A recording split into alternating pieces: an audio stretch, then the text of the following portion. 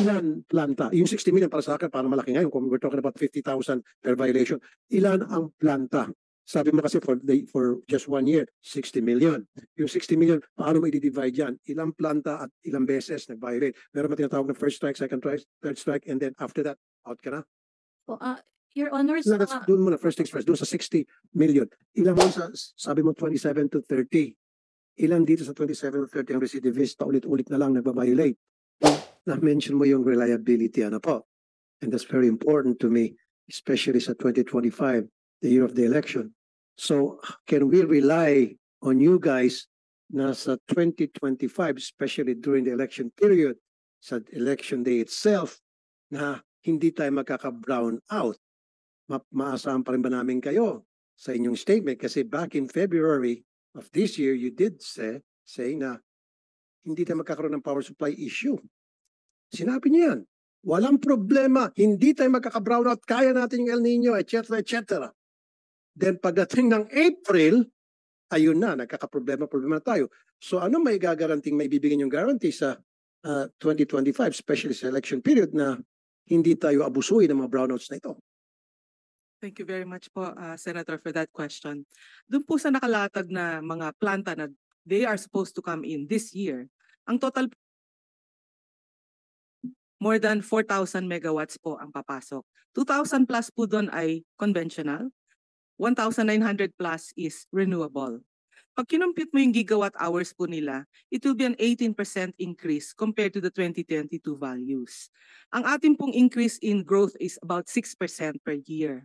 So hanggang sa 2026 po actually, covered po yung growth rate natin with the plants that are coming in just this year. So next year po may mga papasok pa pong planta. Yung pinakita kanina po ni Director Ice, yung tinatawag nating committed, yung nagko-construct na o kaya meron na silang date of commercialization. Pero may mga iba po na medyo nahuhuli sila sa application, pero actually halos ready na po silang pumasok. So diyan po kami nagpapasalamat kunyari sa NGCP. Dati po 1.5 years ang wait time for the SIS. Pero ngayon po ang wait time nila ay 2 months na lang po. At saka pinagbigyan po nila lahat ng mga green energy auction winners po natin na unahin na yung mga SIS nila kasi may deadline po sila ng commissioning. So yung question niyo po kung next year meron na po itong mga planta na ito, binabantayan po talaga namin yung mga papasok po this year. And we pave the way for them, whether it is at the LGU level, sa NGCP, sa ibang national government agencies for permits or licenses, we try to pave the way for them such that wala na pong rason na hindi sila makaka-operate within the date that they promised us. Meron na bang mga planta na namultahan, at kung namultahan, magkano at ilan na ang namultahan dahil sa pagiging pabaya sa maintenance ng kanilang mga planta? And I need those data. Your Honors, meron na po around 60 million po yung penalty imposed. 60 million. And how many plants are we talking about? It's 60 million. 25 to 27. I'll submit na lang po the list of plans that 60 million in the course of how many years? That's just for 1 year po, 2021. For 1 year. So ganun pala katindi ang mga violators, ang dami. Kulang pa. No, Mr. Chairman, kulang because first offense 50,000, second 100, pinakamataas is 500,000. And as I discussed earlier, you're talking of 4,000 unplanned outages for the period 2020 to 2023. Excuse me, Senator Chis. Accordingly, maliit pa ngayon. Okay. Ilan planta? Yung 60 million para sa akin, para malaki ngayon. Kung we're talking about 50,000 per violation. Ilan ang planta? Sabi mo kasi for just 1 year, 60 million. Yung 60 million, paano mo i-divide yan? Ilang planta at ilang beses nag-violate? Meron ba tinatawag na first strike, second strike, third strike, and then after that, out ka na? Po, Your Honors, Doon muna, first things first. Doon sa 60 million, ilang planta yun? 30 po, 27 to 30 po. 27, 30. Saan ito mostly? Luzon, Visayas, Mindanao? And how old are these plants? Your Honors, we don't have those details. Well, you have right to now, have those but we details. can submit po. We have the Sino-sino itong mga plants and then how many violations Opo. have they incurred? Kasi po when Paano map ng 60 million? yes, Your Honors. Iba-iba po kasi yung ano nila, level ng violation because when we compute the penalty, it's on kung recurring ba siya, how many times na siya Kaya nga, so, outage and capacity and the duration po. okay. So hanggang ilang beses lang sila pinapayagan na magkaroon ng violation, they can only violate so much and then after that, kailangan sila i-shut down. Kung halimbawa in a year, 3 beses sila nagkakaroon ng violation. For me, it's about time na teka muna, stop operation muna siguro kayo or we have to really think seriously what we need to do about you kasi tuloy-tuloy pa rin kayo nag-violate. So hanggang saan ba yung threshold ninyo na pinapayagan nyo na mag-violate ang isang planta dahil hindi siya properly maintained? Yung wala. Sinabi mo, You don't have penalties for a poorly maintained plant. You only have penalties for non-compliance of submissions. Your Honors, we have also that. You do? We have the reliability indices po that we impose and it also is an indication of whether the plant is properly maintained or not po. Saan nakalagay yan? You have a regulation, right? You should have a regulation. Yes po, we have. It's resolution number 10, series of 2020 po. I'm bago. So because we account for the yearly performance of the plants in terms of outages. So for example, for coal, Your Honors, okay, the number so sandali muna ma'am, bago ko mawala sa focus doon sa mga gusto ko sa itanong pa. Doon sa sabi mo 27 to 30, ilan dito sa 27 to 30 ang recidivist paulit-ulit na lang nagbabiolate? Ilan? At ano po yung naging action nyo dito sa mga paulit-ulit na lang nagbabiolate? Your Honors, can I be allowed to submit the Submit. data? Opo. Okay, when can you submit the data? Tomorrow, Your Honors. So ano ginagawa yung recommendation? Of course, after na makita yung violation ng isang planta, after na mamultahan, you give recommendations. Usually, ano yung nakikita yung problema? Bakit nagkakaroon ng violation ng isang planta, kaya nyo namumultahan? At ano kadalasan yung problema ng mga plantang ito?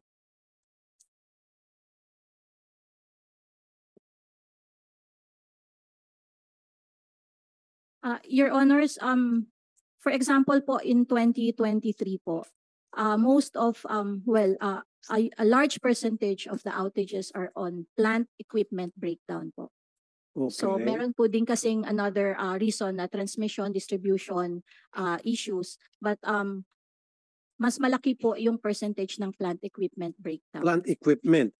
So when you're talking about plant equipment, that boils down to maintenance. Ano, di ba hindi na maintain yung equipment? Contrary to what Attorney Tisha Soresca said, it has nothing to do with maintenance. Dito, Attorney Soresca, malaking factor talaga yung maintenance. Mr. Chair, if I may clarify, what I meant by it's not so much the age of the plant. That's part of why the circumstances are curious because younger plants should require less maintenance by rationale of their being younger. But as we can see, it's not keeping them from declaring a lot of or incurring a lot of incidences of outages also. So agree po na maintenance is a large part of it. But if I may continue po, or if I further down the report, we'll see po, ano po ba yung nagiging pros and cons ng outages for the corporations Attorney Tisha, maybe yung sinasabi mo yung mga batang-bata pang mga plant ay nagpa-back down na, baka low quality, wala sa standard, yung mga pyesa, yung technology nila, yung mga ginagamit ng kagamitan doon. Kaya nga, kumbaga baka mga made in China, halimbawa, as opposed to dapat made in Europe o US. Halimbawa, example lang, di ba gano'n sa mga, ikaw naman. Mr. Chair, maitanong nga, kaugnay ng point nyo. Example lang. Kasi di ba, usually pag sabi, kaya nasira yan. Hindi nga to sa mga kali, yung mga kasambahay ko, maskin mga, sabihin, oy, made in China siguro yung ano mo, kaya mabilis nasira. Kasabihan lang yan. Okay. So, yun, di ba, so baka naman, yung iba, made in, sige, wag na tayo magbanggit ng lugar. Made in quality na lugar, yung 4 years old lang na mga doon sa made in low quality na galing na bansa. Yan siguro that explains it. You know what I'm talking about, right? You know what I'm saying? Is that a possibility? Yes, Mr. Chair, I understand. But I think part of what we can do also moving forward is determine ano po ba yung mga plantang usually nagka-conk out. Would that be helpful? Sige, okay. Go ahead. Sa DOE, just out of curiosity, saan ba galing yung lahat or karamihan ng mga planta natin, saan ba na manufacture? Saang bansa po? Iba-iba po, Madam Chair. Saan yung Meron karamihan? pong galing sa Europe, Mhm. merong galing sa Japan, Mhm. meron din galing sa China. Okay. Karamihan ba ng planta May Korea din natin? pa po. Karamihan ba ng planta natin galing sa Europe, galing sa US, galing sa China, o galing sa Korea? Yung karamihan sa nag-ooperate na yon. And then before you answer that, anong karamihan, and then siguro dito involved ko na si Attorney Tisha, yung sinasabi mong 4 years old pa lang na planta na sira, sa anong made yun? Saan bansa? Hindi ko po masasabi kung saan bansa, but Pwede ba paki-research, pakisabi sa amin? it's the Later. SDPL coal plant by Meralco and the Masinloc 3 coal plant by San Miguel Corp, both 4 years old with 26 and 25 Ano horsepower. pa rin mga gamit na yon? Saan galing? That we have to know from Meralco. Mr. Chairman. Meralco. Mr. Chairman, Attorney Tisha is clearly advocating for clean power. That's why we have this data. But Attorney Tisha, I will give you a list of all the plants that had unplanned outages. Hola, the universe, not just what you tested. All the plants that had unplanned and planned outages for the past 3 years. I'll have it photocopied and sent to you. But Mr. Chairman, just to clarify from Director Sharon, you don't have penalties for an unplanned shutdown because the resolution you gave me, 10-20 series of 2020, yes, it talks about reliability, but it does not make mention of fines and penalties. And it only lists 18 plants. Okay. And number 3, kung ang pinagbabasihan nyo ay non-reporting, non-compliance, non-submission, and that was only done in 2009. So before that, wala. At kung yun talaga ang basis nyo, 2020, na wala ako nakikitang fines, for unplanned outage. Okay, and then pakipaliwanag ng Director Sharon, yung 60 million na sabi niyong na ipato niyo ng fines doon sa mga planta, para saan yun? Your Honors, the 60 million imposed was on violation of the reliability indices. So in the annex to that resolution, Your Honors, there's the number of days allowed na planned and unplanned I see it. outages. I have it. Opo. But it doesn't have amounts. Your Honors, we have rules on the imposition of fines and penalties, and rules for this. We'll just give it to you, Your Honors. But the process actually is after end of the year, na-account na po namin lahat ng outages nila. And if they exceed the number of allowed outages, then they are issued an order to explain po. Ma'am, sorry. I cannot let go of this, Mr. Chairman. Sorry. Ano naman po tayo mag-move forward? Ano encouragement ng mga renewable mo na mag-ayos ng mga planta na hindi mag-unplanned shutdown? And remember, hydro is included as renewable. Again, please catch up. Please catch up with what's happening all around you. It cannot be. And as a final point, Mr. Chairman, it's been 1 month since the April 16 brownouts. Today is March 14, may 31 yung April. To be issued pa lang ang show cause order? At ang binanggit niyo po, show cause pa nga lang to. Pag wag naman, isang buwan nang nangyari yung yellow at red alert, magsushow cause order pa lang kayo. It cannot be that slow. It cannot be that slow. During red and yellow alert, it is reported that nagkakaroon ng increase ng up to 11% sa rate sa WSM, ano po, especially sa Luzon and Visayas. Now, my question is, sino nag-shoulder nung increase na yon pag naipapasa sa taong bayan? Magkano yung naipapasang dagdag singil sa taong bayan? Who could answer my question? Your Honors, it really depends on the exposure of the distribution utilities in WSM. Kasi kung yung contracted po na quantities, they pay it based on contract price na approved by the ERC. In 2023 po, about 18% ang spot quantities.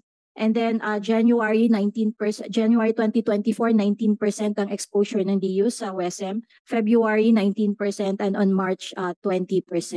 So it's really just on the exposure to the WSM po. Okay. Noong April 30, okay, nag-issue kayo, ERC, ng order suspending WSM operations, tama, sa Luzon and Visayas? Yes, Mr. Am I Chair. right? And ito during instances of red alert. Now, yung order na yon, ay prospective in application ba? Nakakatulong ba? O napapasama? Your Honors, it's prospective in application, and so far, since we issued the order, there were no red alerts. So during the period of April 16 to 29, while there was still no ERC order, ano nangyari doon? Na-trigger po yung secondary price cap. So it was priced at 6,245 pesos per kilowatt hour, per megawatt hour rather. Okay, isa na lang. Okay, the ERC order suspending WESM operations is based on Section 30 of the IPIRA, tama? And Section 6911 of the WESM rules, which allows the ERC to suspend operations in case of natural calamities. The question is it the position of ERC to consider extreme heat or high heat index as a natural calamity? In this order, Your Honors, yes po. We used the rising heat index, the report of the DOST, and the letter of the DOE to us as the basis for declaring the suspension. Okay. We'll take a few questions from Senator Riza, and then later maybe I will suspend this hearing because I've noticed, including myself, people here inside the room are getting uncomfortable with the temperature, and I apologize kasi may problema sa air conditioning system. Nothing to do with electricity, sa maintenance. Wala kami red alert and yellow alert. So i-suspend ko to early. But for now, I would allow Senator Riza to go ahead with some few questions. And you may go ahead, Senator Riza. Salamat, Mr. Chair. Siguro sa next hearing na yung karamihan nung iba kong mga tanong. So I'll just ask as the Chair directs last few questions for today. Yung karamihan ng mga tanong ko are supposed to be for Department of Energy on your mandate to ensure the adequacy of supply. So kumbaga kayo yung kumbaga main actor at least sa mga tanong ko for today. And then yung second set of questions ko sana for today para naman sa NGCP sa obligasyon niya to ensure the security of reserves the best supporting actor to the main actor in what should be a strong team. And iniimbestiga natin bakit parang weak yung team sa ngayon. That's why we're having all of these red and yellow status and the blackouts.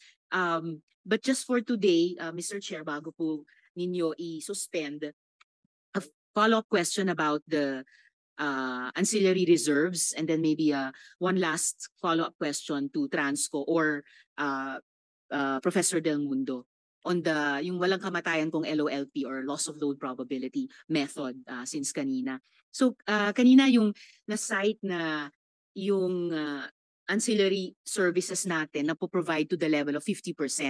So that's poor enough. Pero actually I have data both from Dr. Del Mundo's report to the Senate Energy Committee noong May 24, 2023 at mula mismo sa NGCP Customer Bulletin.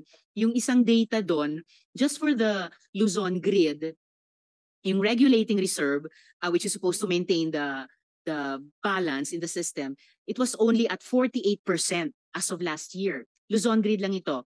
Yung contingency reserve, which is supposed to come in kapag may any failure dun sa regulating sa system, it was only at 28% May of last year. At yung dispatchable reserve, which is supposed to replenish the contingency reserve, nasa 22% lang. So a year ago, kumbaga insecure ng Luzon grid natin.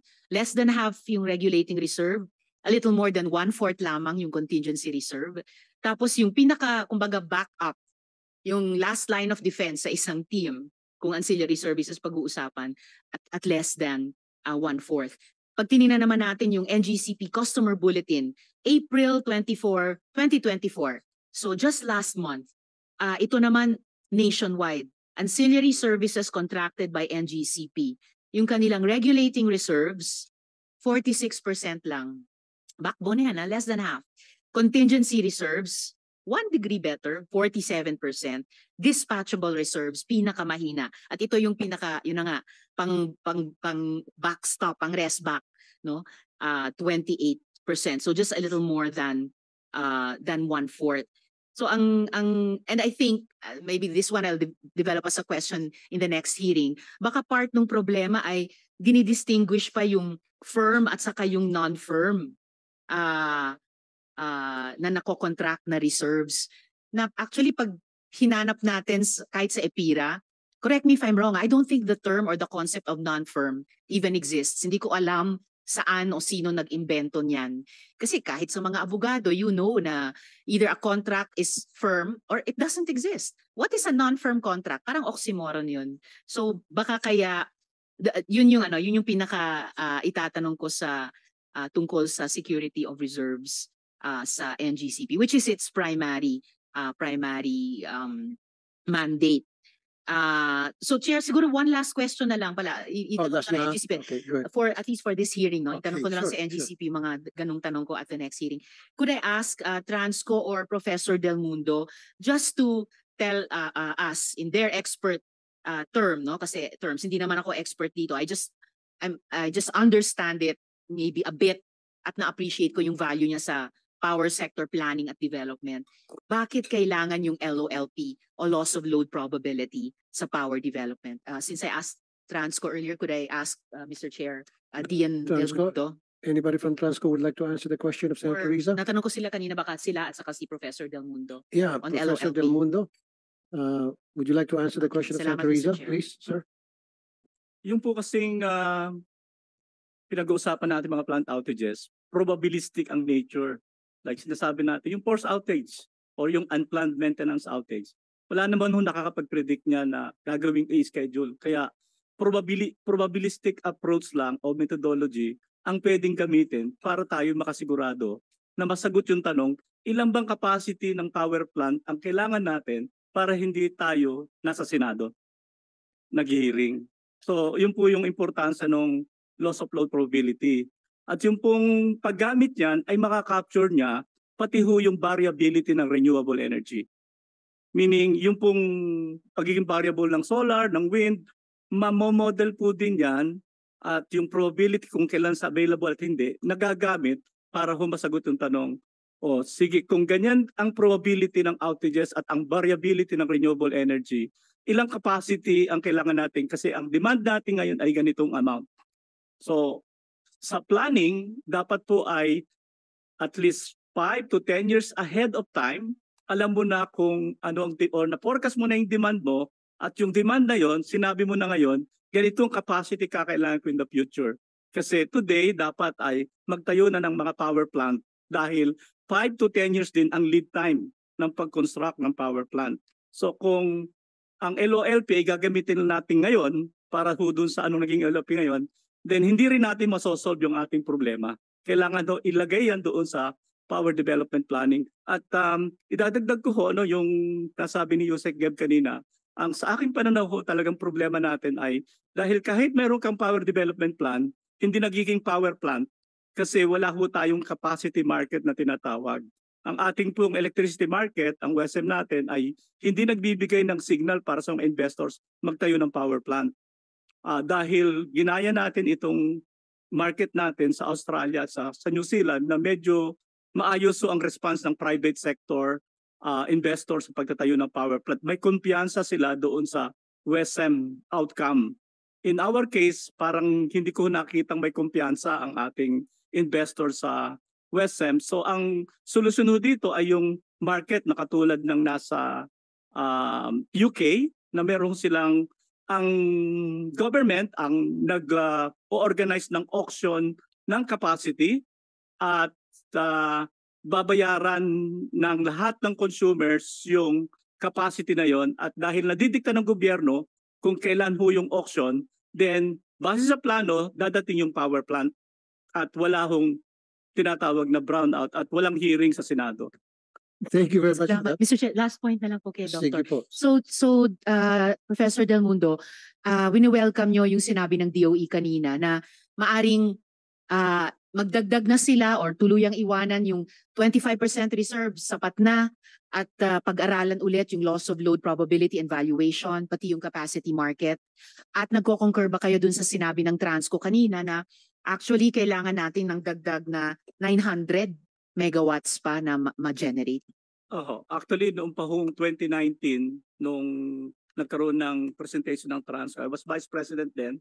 I represented Transco during the hearing, na determina ho ng Transco noon na kung meron lang tayo at that time 900 megawatt na power plant in addition to what was existing then, wala ho tayong hearing. Okay. Salamat, Thank Mr. you, Chair. Salamat, Professor. But before I suspend this hearing, Senator Cheese came back because he said he would like to admonish someone in this. Just He did say to that. just Or to what? remind someone. Remind. Okay, go ahead. Um, You may have the floor, Senator. Thank you. Number one, I'm sure we don't have what you're saying, Professor. The DOE does not have that right now. Number two, forget about the 25% reserve. It can be 200% reserve for all I care. Again, supply and demand. The more supply, the cheaper power costs will be. Sino ba nagsabing 25? Ba't hindi 30? Ba't hindi 40? Ba't hindi 50? Third point, meron tayong 3 CSP for ancillary services that are still pending with ERC. That's why we can't complete it. So yung tanong ni Senator Sherwin kanina, pending sa ERC. And fourth point, Mr. Chairman, we required ancillary services for good cause para may reserve power nga naman. But this is a take or pay provision, right? Whether gamitin o hindi, babayaran. Di ba? Kinalimutan na natin ang take or pay nung panahon ni dating Pangulong Ramos, di ba? Nung nag-IPP tayo, Integrated Power PPP tayo, Power Purchase Agreements. Ngayon, bumabalik na naman tayo unti-unti sa take or pay regime na ginamit natin kay hindi, babayaran natin. To cite an example for the record, Mr. Chairman, the ancillary services varies from 1% to 4% of your bill. Again, ulitin ko, depende sa buwan. Ulitin ko, gusto ba natin pababain yung kuryente? Ito ba yung solusyon talaga na magte-take or pay tayo uli? Tulad nung panahon ni dating Pangulong Ramos, na kahit hindi natin kailangan o ginagamit yung kuryente, binabayaran natin. And yet we still have yellow alerts. We still have red alerts. I don't get it. Can we concentrate on lowering power costs and try to address other concerns and issues along the way? But the main objective, which is not even in the medium-term development plan or even the the energy plan of the Philippines, na ang target namin by 2030, ito na yung presyo ng kuryente. Wala. Ang nakalagay doon, renewable tayo. Ang nakalagay doon, marami na tayong supply. Nothing. It does not speak of affordable power costs. Assignment ko sa ERC sa susunod na hearing, pakisubmit sa amin yung listahan ng mga planta na nagsasagawa ng forced outages. Kung ilang beses na sila gumawa, anong mga planta ito, anong mga sanctions na binigay sa kanila, anong pinapataw, at anong plano ninyo sa mga susunod if they keep on violating it. Yung patakaran ninyo na dapat well-maintained yung mga plantang yon. And then, para makagawa din tayo ng studies, ano ba itong mga planta usually na sabi nga kanina ni Attorney Soresca, kahit na bata pa, bago pa ng planta, nagkakaroon ng forced outages, nagkakasira-sira na ano itong mga plantang ito. At ano yung planta na tumatagal kahit na 10 years, hindi pa rin nasisira, okay pa rin yung takbo. Saan galing itong planta to, saan made. So para makagawa lang tayo ng studies, all those things, pakisabit sa susunod na hearing.